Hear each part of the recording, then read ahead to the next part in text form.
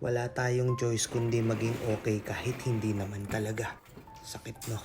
Reality hits so hard to the point na maiiyak ka na lang mag-isa.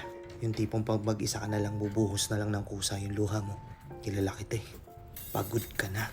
Pagod ka na, di ba? Every time na may taong lalapit sa'yo, tatanungin ka, kamusta ka na? Okay lang, okay lang. Okay lang ako. Pero in reality, hindi talaga. Pagod na pagod ka na. Nilalakasan mo lang yung loob mo, pinapakita mong masaya ka.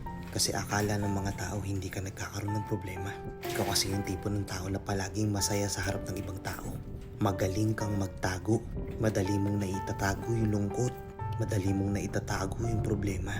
Pero in reality, gusto mo na sumuko, di ba? Gusto ko lang malaman mo na hindi ka nag-iisa. Marami tayo. Isang malaking cheers naman dyan sa mga laban na ipinanalo natin na tayo lang nakakaalam. Ayaw kasi natin maging burden. Ayaw mong maging pabigat.